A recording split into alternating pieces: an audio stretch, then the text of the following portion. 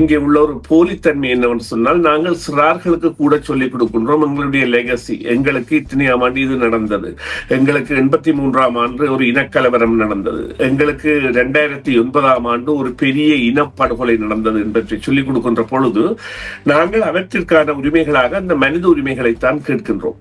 மனித உரிமைகளுக்காக மற்றவர்களிடம் போராடும் ஒரு இனம் தனது இனத்தின் மனித உரிமை என்பதை, மனித உரிமை என்ன, அதற்குரிய வரைவிலக்கணம் என்ன என்பதை அறியாத விடத்து அங்கே ஒரு தங்கு நிலை ஏற்படுகின்றது அல்லது ஒரு முரண்பாடு ஏற்படுகின்றது. வடக்கு கிழக்கில் இருக்கிற யாரை கேட்டாலும் அவர்களுடைய நிலைமை என்னவென்றால், எங்களுடைய வாழ்வியலை இனி நாங்கள் எவ்வாறு கொண்டு செல்லலாம் என்பதை பார்ப்பதாக இருக்கும் என்கிற நிலைமை இருக்கும்.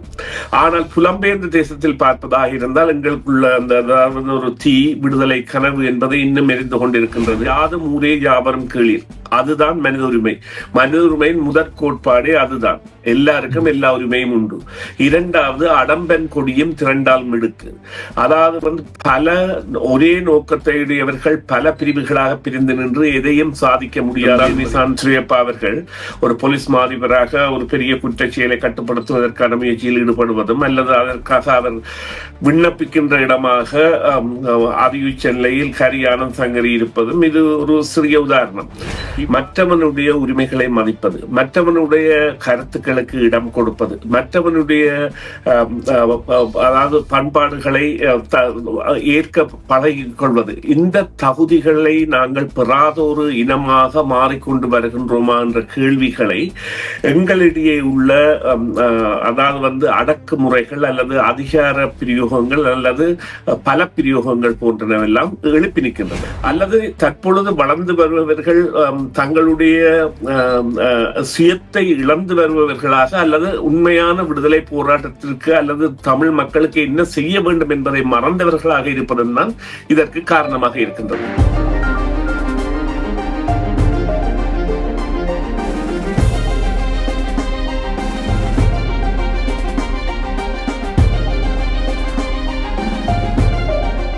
வணக்கம் நேயர்களே, உங்கள் அனைவரையும் மீண்டும் செய்தியின் பின்னணி நிகழ்ச்சியில் சந்திப்பதில் மிக மகிழ்ச்சி அடைகின்றோம். புலம்பெயர் நாடுகள் பலவற்றிலும் தற்பொழுது இடம்பெறுகின்ற மனித உரிமை மீறல் சம்பவங்கள் தொடர்பாக, தாயகத்தில் இடம்பெற்ற மனித உரிமை மீறல் சம்பவங்கள் தொடர்பாக மீண்டும் ஆவணப்படுத்துகின்ற முயற்சிகள், அதே நேரத்தில் இதனுடைய தொடர்ச்சியான செயற்பாடுகள் தேவை என்பதை நன்கு உணர்ந்திருக்கின்ற நிலையில் அந்த செயற்பாடுகள் முன்னெடுக்கப்பட வேண்டும் என்ற தேவையை உணர்த்துகின்ற செயற்பாடுகளை அவதானிக்கக்கூடியதாக இருக்கின்றது. குறிப்பாக தற்போது செம்மணியில் தோன்றப்படுகின்ற புதைக்குழிகள், அதில் ஆதாரங்கள் இருப்பதை மீண்டும் வெளியுலகுக்கு காட்டியிருக்கின்றன. ஆனால் புலம்பெயர் சமூகத்தில் இருக்கின்றவர்களுடைய செயற்பாடுகள் எந்தளவு வீரியம் மிக்கதாக இருக்கின்றது என்ற கேள்விகள் எழுப்பப்படுகின்றன. சாதாரண பொதுமக்களால் இந்த கேள்விகள் முன்வைக்கப்படுகின்றன. தாயகத்தில் இருக்கின்ற அரசியல்வாதிகள் தொடர்பாகவும் பல்வேறு விமர்சனங்கள் எழுகின்ற சூழல் தான் காணப்படுகின்றது. தொடர்ந்து பேச்சளவில் இவ்வாறான செயற்பாடுகள் இருக்கின்றனவே தவிர காத்திரமான நடவடிக்கைகள் எடுக்கப்படவில்லை என்ற ஒரு விமர்சனம் முன்வைக்கப்படுகிறது. இதே நேரத்தில் ஆஸ்திரேலியா போன்ற நாடுகளில் இந்த மாதத்தில் பல்வேறு செயற்பாடுகளை அமைப்புகள் ரீதியாக ஒன்றிணைந்து மேற்கொள்வதற்கான நடவடிக்கைகள் மேற்கொள்ளப்பட்டிருப்பதாக செய்திகள் வெளிவந்திருக்கின்றன. இவ்வாறு புலம்பெயர் நாடுகள் அத்தனையிலும் இருக்கின்ற அமைப்புகளின் ஊடாக இந்த ஆவணப்படுத்தல்கள் போர்க்குற்ற விசாரணைகளில் முக்கியத்துவத்தை வழங்கக்கூடிய வகையில் என்னென்ன செயற்பாடுகளை மேற்கொள்ள முடியுமோ அவற்றை செய்ய வேண்டும் என்ற ஒரு நிர்பந்தம் இன்றைய காலகட்டத்தில் ஏற்பட்டிருக்கின்றது. இதற்கு முன்னரும் இவ்வாறான நிலைகள் ஏற்படுத்தப்பட்டாலும் அவை தொடர்ச்சியான முறையில், கிரமமான முறையில் மேற்கொள்ளப்படவில்லை என்ற ஒரு விடயம் இருக்கிறது. இது பல்வேறு முயற்சிகளுக்கும் ஒரு தடைக்கல்லாக இருந்த விடயத்தையும் பார்க்கின்றோம். இதே நேரத்தில் இளைய தலைமுறையினர் இந்த விடயங்களில் இருந்து சற்று பின்வாங்கி செல்வது போன்ற நிலைமை காணப்படுகிறது. தமிழர்களுக்கு இருக்கின்ற பிளவுகளை பயன்படுத்தி அரசாங்கம் அல்லது சிங்கள தரப்பு இதனை தங்களுக்கு சாதகமாக பயன்படுத்தினாலும் தமிழர்களின் ஒற்றுமையின்மை காரணமாக தமிழர்களுக்குள்ளேயே பிளவு ஏற்படுகின்ற சூழல் அதிகரித்து வருவதையும் பார்க்கக்கூடியதாக இருக்கின்றது. இது எதிர்கால நடவடிக்கைகளுக்கு, குறிப்பாக இனம் என்று பார்க்கின்ற பொழுது இனத்தினுடைய ஒற்றுமைக்கும் இனத்தினுடைய அடுத்த கட்ட நகர்வுக்கும் பாதிப்பாக அமையக்கூடிய வாய்ப்புகள் அதிகம் இருப்பதாக பலரும் சிந்திக்கின்றார்கள். புத்திஜீவிகள் இந்த விடயங்களில் இருந்து பின்வாங்குகின்ற நிலை காணப்படுகிறது. இவ்வாறான போக்கு என்பது தமிழினத்திற்கு எவ்வாறான ஆபத்தை ஏற்படுத்தும் என்பது இன்றைய காலகட்டத்தில் சிந்திக்க வேண்டிய ஒன்றாக இருக்கிறது. இது குறித்து தான் காலை வேளையில் பேச இருக்கின்றோம். இப்பொழுது சுரேஷ் எங்களோடு இணைந்திருக்கின்றார். நமது யூடியூப் தளத்தை சப்ஸ்கிரைப் பண்ணாதவர்கள் உடனடியாகவே நீங்கள் சப்ஸ்கிரைப் பண்ணி வைத்துக் கொள்ளுங்கள். தினந்தோறும் பல்வேறு காணொலி தொகுப்புகள் பதிவேற்றம் செய்யப்படுகின்றன. அவற்றை உங்களுடைய உற்றார் உறவினர் நண்பர்களுக்கும் பகிர்ந்து கொள்ளுங்கள். CMR தமிழ் ரேடியோ என்று சர்ச் செய்தால் நீங்கள் நமது யூடியூப் தளத்தை பார்வையிடக்கூடியதாக இருக்கும். வணக்கம் சுரேஷ். வணக்கம் ராம். வணக்கம் நேர்களே. ஆமாம், ஆஸ்திரேலியாவில் இந்த வாரத்தில் பல நிகழ்வுகள் நடைபெற இருக்கின்றன. குறிப்பாக வெளிநாட்டு தூதரகங்களுடைய முன்றலில் இந்த போராட்டங்கள் நடைபெற இருக்கின்றன. இலங்கை தூதரகம் உட்பட ஏனைய தூதரகங்களிலும் இது நடைபெற இருக்கிறது. அதே போன்று குறிப்பாக ஆஸ்திரேலிய அரசாங்கத்திற்கு தெரிவிக்கின்ற முகமாக பல்வேறு செயற்பாடுகள் மேற்கொள்ளப்பட இருப்பதாக ஆஸ்திரேலிய அமைப்புகள் தெரிவித்திருக்கின்றன. இதே போன்று புலம்பெயர் நாடுகள் அத்தனையிலும் நடைபெற வேண்டும் என்ற ஒரு தேவை இருக்கின்றது. இருந்த போதிலும் பல்வேறு அமைப்புகளிடையே இருக்கக்கூடிய பிளவுகள் என்பது இந்த விடயங்களை கொஞ்சம் மந்தமாக்குகின்ற நிலை காணப்படுகிறது. இன்றைய காலத்தின் தேவை என்னவாக இருக்கிறது, அது பற்றி சொல்வீர்களா? நிச்சயமாக நீங்கள் தொட்டி செல்கின்ற விடயம் உண்மையிலேயே இப்பொழுது கனடாவில் இடம்பெறுகின்ற நிகழ்ச்சிகளையும் ஒருமித்ததாக இருக்கின்றது. கனடாவில் இந்த தமிழ் மக்கள் மீதான குறித்த இந்த தாக்குதல்கள் இடம்பெறுவதற்கு கூட கனடாவில் உள்ள தமிழ் அமைப்புகளின் பலவீனம்தான் அதனை ஒரு கருது பொருளாக எடுப்பதாக இல்லாமலோ, அல்லது நீங்கள் குறிப்பிட்ட இன்னொரு விடயமாக இருக்கின்ற இந்த இளையவர்களின் பங்கு, அதாவது கனடாவில் பிறந்து கனடாவில் வளர்ந்து இப்பொழுது பலரும் பல நன்னிலைகளில் இருக்கின்றார்கள். இங்கே ஒரு விடயத்தை நாங்கள் குறிப்பிட வேண்டும். இந்த புலம்பெயர்ந்த சமூகம் என்பது தன்னை நிலைநிறுத்திக் கொள்வதில் தமிழ் சமூகம் மிகவும் அலாதியான வளர்ச்சி கண்டிருக்கின்றது என்பதில் எந்தவித ஐயமும் இல்லை. அது புலம்பெயர்ந்தவர்களால் மாத்திரம், அதாவது இங்கே பிறந்தவர்களால் மாத்திரமில்லை, இங்கே பிறந்தவர்களுக்கு முன்னோடிகளான இங்கே வந்தவர்களால் தொழில் முனைவர்களாகவோ அல்லது பொருளாதார ரீதியிலோ அல்லது அரசியல் ரீதியிலோ பல முன்னேற்றங்களை கண்டவர்களாக இப்பொழுது நாங்கள் நேற்று கூட கதைத்த விடயத்தில் நாங்கள் பார்த்தோமாக இருந்தால் நிசான் ஸ்ரீயப்பா அவர்கள் ஒரு போலீஸ் மாதிபராக ஒரு பெரிய குற்றச்செயலை கட்டுப்படுத்துவதற்கான முயற்சியில் ஈடுபடுவதும் அல்லது அதற்காக அவர் விண்ணப்பிக்கின்ற இடமாக அதியுச்ச நிலையில் ஹரியானம் சங்கரி இருப்பதும் இது ஒரு சிறிய உதாரணம்.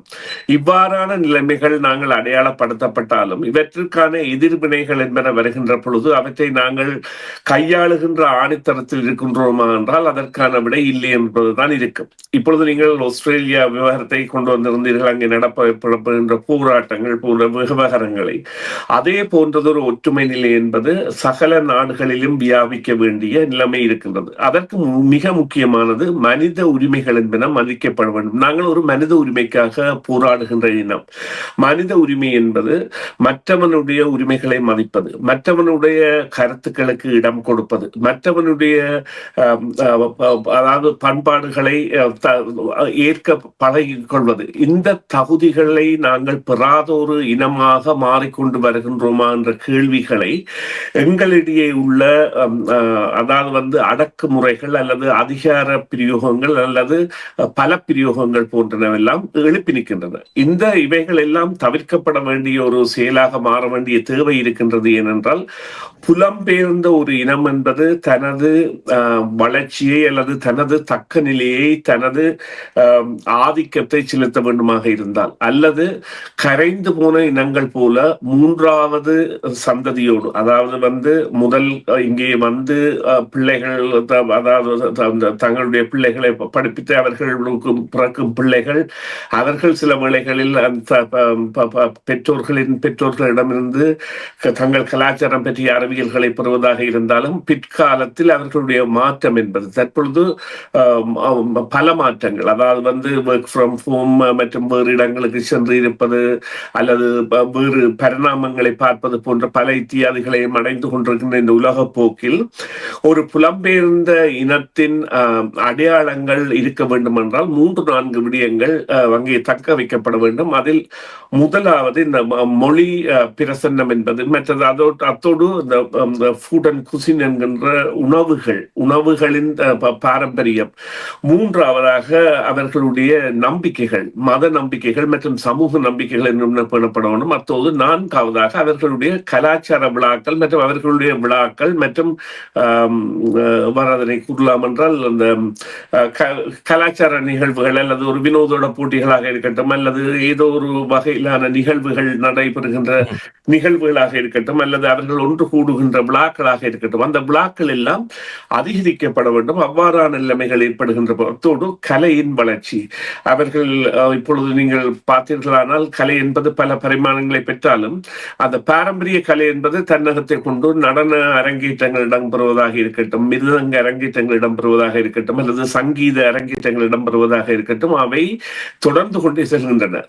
இவைதான் இருப்புக்கிற காரணம். இவற்றை நாங்கள் மறுதளிக்கின்ற பொழுது அவற்றிற்கு அந்த இனம் என்பது தன்னை அழித்து விடுகின்ற ஒரு அபாயம் இருக்கின்றது. அந்த நிலை வராமல் நாங்கள் நீங்கள் குறிப்பிட்ட இந்த இனப்படுகொலை விவகாரமாக இருக்கட்டும் அல்லது செம்மணி போன்ற விவகாரங்களை நாங்கள் பெரிதுபடுத்துவதாக அல்லது மையப்படுத்துவதாக இருந்தால் முதலில் இந்த இங்கே உள்ள அமைப்புகள் மத்தியில் ஒரு ஒற்றுமை நிலை தன்மை ஏற்பட வேண்டும். அதற்கான முக்கிய நிலையாக மனித உரிமைகள், நாங்கள் மனித உரிமைக்காக போராடுகின்ற ஒரு இனம், ஹியூமன் ரைட்ஸ். அதாவது இப்பொழுது இங்கே உள்ள ஒரு போலித்தன்மை என்னவென்று சொன்னால், நாங்கள் சிறார்களுக்கு கூட சொல்லிக் கொடுக்கின்றோம் எங்களுடைய லெகசி, எங்களுக்கு இத்தனையாம் ஆண்டு இது நடந்தது, எங்களுக்கு 83ஆம் ஆண்டு ஒரு இனக்கலவரம் நடந்தது, எங்களுக்கு 2009ஆம் ஆண்டு ஒரு பெரிய இனப்படுகொலை நடந்தது என்பதை சொல்லிக் கொடுக்கின்ற பொழுது நாங்கள் அவற்றிற்கான உரிமைகளாக அந்த மனித உரிமைகளைத்தான் கேட்கின்றோம்.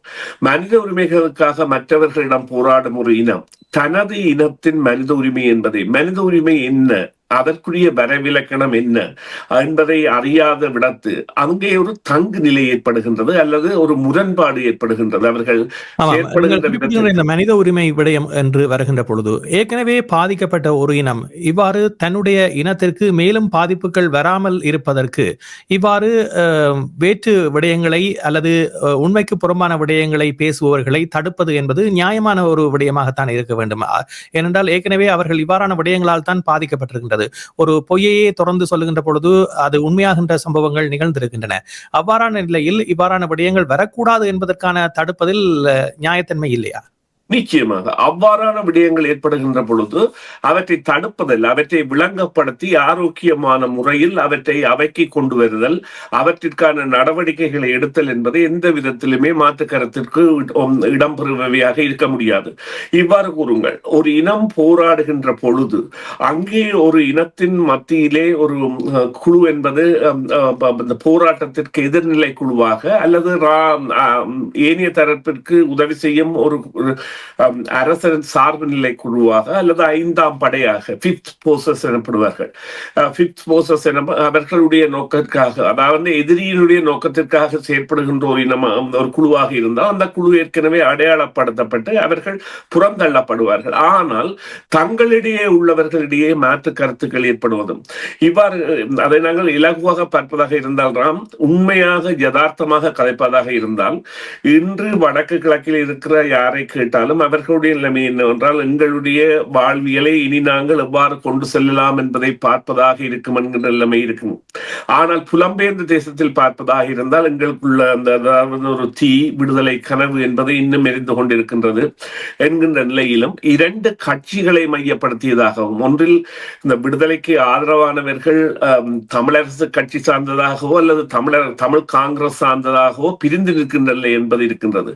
ஆனால் அங்கே உள்ள நிலைமை என்பது அவ்வாறு இல்லை. அங்கே இருந்து இனம் இன்னும் பிரிந்து பரம்பாமல் அல்லது வெளியில் செல்லாமல் இருக்கின்ற ஒரு தன்மையை ஏற்படுத்த வேண்டும் என்கின்ற நிலைமை இருக்கின்றது. அதற்கான போராட்டங்கள் எல்லாம் நடக்கின்றன. எனவே நீங்கள் அந்த கேட்ட மைய பொருளான இவ்வாறான போராட்டங்களுக்கு என்ன நாங்கள் செய்ய வேண்டுமாக இருக்கும் என்றால், நிச்சயமாக ஒன்றுபடுதல், புரிந்துணர்வு மற்றும் மனித உரிமைகளை மதித்தல், இந்த மூன்றையும் மையப்படுத்தி எவ்வாறு பயணிக்கலாம், எவ்வாறு ஒரு அதாவது தமிழில் 2 சொல்லாடல்கள், பழமொழிகள் அல்லது முதுமொழிகள் இருக்கின்றன. யாதும் ஊரே யாவரும் கேளீர், அதுதான் மனித உரிமை. மனித உரிமையின் முதற் கோட்பாடே அதுதான். எல்லாருக்கும் எல்லா உரிமையும் உண்டு. இரண்டாவது, அடம்பன் கொடியும் திரண்டால் மிடுக்கு. அதாவது பல ஒரே நோக்கத்தை உடையவர்கள் பல பிரிவுகளாக பிரிந்து நின்று எதையும் சாதிக்க முடியாது என்பதைத்தான் வடக்கு கிழக்கும், நீங்கள் உங்களுடைய ஆரம்ப கேள்வி அதாகத்தான் இருந்தது, தாயகத்தில் பிரிந்து நிற்கின்றார்கள். வடக்கு கிழக்கும் அவ்வாறுதான் இருக்கின்றது, புலம்பெயர்ந்த தேசங்களும் அவ்வாறுதான் இருக்கின்றது. இதனை எவ்வாறு கொண்டுள்ளலாம் என்றால், ஒருவர் தனது மனநிலைக்கு அல்லது தனது மனச்சாட்சியை தான் ஒரு காரியத்தை செய்ய முதல் கேட்பாராக இருந்தால், நான் செய்ய போகின்ற காரியம் சரியானதா, இதனால் எதற் பயம் அல்லது பயன் எனக்கு, அதாவது அதாவது ஒரு தூய ஒரு நோக்கத்தில் பயணித்த ஒரு போராட்டத்திற்காக நான் என்னை எவ்வாறான வழியில் செயற்படுத்துவதன் மூலம் இறந்த ஆன்மாக்களுக்கு நாங்கள் ஒரு ஆசுவாசத்தை அல்லது ஒரு ஆதாரத்தை அல்லது அவர்களுக்குரிய ஒரு மறுமொழியை பெற்றுக் கொடுக்க முடியும் என்பதை தேடுவார்களாக இருந்தால் நிச்சயமாக மாற்றம் ஏற்படும். இதை முதியவர்கள், நிச்சயமாக இந்த அமைப்புகளிடையே சார்ந்த முதியவர்கள் தான் இதற்கான முக்கிய குற்றச்சாட்டாக நாங்கள் கூற வேண்டும். ஏனென்றால் அவர்களால் இந்த விடயத்தை என்பதை சாதாரணமாக கடந்து செல்ல முடியும். இங்கே ஒரு விடயத்தை குறிப்பிட வேண்டும் என்றால், கனடாவில் ஒரு காலகட்டத்தில் தமிழர்களிடையே வன்முறை என்பது தலை தூங்கி போய் நின்று துப்பாக்கி குழுக்கள் அங்கே அடையாளப்படுத்தப்பட்டு போலீசாரால் கூட அவற்றை கட்டுப்படுத்த முடியாத ஒரு நிலை இருந்த பொழுது ஒரு சில சமூக விரும்பிகளான முதியவர்களே அதனை கட்டுப்படுத்தி வைத்தார்கள் என்றால் நம்புதற்கரியது. அந்த குழுக்களை கூப்பிட்டார்கள், ஆலயம் ஒன்றலுக்கு, ரிச்மண்ட் ஆலயம் ஒன்றலுக்கு, பிள்ளையார் ஒன்றலுக்கு கூப்பிட்டார்கள். துணிந்து தாங்கள் அந்த துப்பாக்கி நபர்களிடையே நின்று இவ்வாறானது எங்கள் இனத்திற்கு அபாயம், எங்களுடைய விடுதலை போராட்டத்துக்கு அபாயம், இவ்வாறானதை நாங்கள் எங்கள் இனத்தில் அனுமதிக்க முடியாது என்பதை கூறினார்கள், செய்தார்கள். அவ்வாறான முதியவர்களின் பிரசன்னம் தற்போது இல்லாததும் அல்லது தற்பொழுது வளர்ந்து வருபவர்கள் தங்களுடைய சுயத்தை இழந்து வருபவர்களாக அல்லது உண்மையான விடுதலை போராட்டத்திற்கு அல்லது தமிழ் மக்களுக்கு என்ன செய்ய வேண்டும் என்பதை மறந்தவர்களாக இருப்பதுதான் இதற்கு காரணமாக இருக்கின்றது. நன்றி சுரேஷ். நிகழ்ச்சியில் கலந்து கொண்டமைக்கு நாங்கள் மீண்டும் இணைந்து கொண்டு மேலதிக விவரங்கள் பற்றி பேசுவோம். இன்றைய நிகழ்ச்சியில் கலந்து கொண்ட உங்களுக்கு நன்றி. நன்றி ராம், நன்றி நேர்களே, மீண்டும் ஒரு பொழுதில் சந்திப்போம். சிஎம்ஆர் யூடியூப் சேனலில் இணைந்திருக்கும் நேர்கள் அனைவருக்கும் எமது நன்றி. காமெண்ட்ஸ் பகுதியில் உங்கள் கருத்துக்களை தெரிவிக்க தவறாதீர்கள். முக்கிய செய்திகள், காணொளி தொகுப்புகள், நேர்காணல் என பலதரப்பட்ட அம்சங்களையும் உங்களுக்காக தருகின்றது சிஎம்ஆர் யூடியூப் சேனல். சிஎம்ஆர் என்று சர்ச் செய்து எமது யூடியூப் சேனலை சப்ஸ்கிரைப் பண்ணுங்கள்.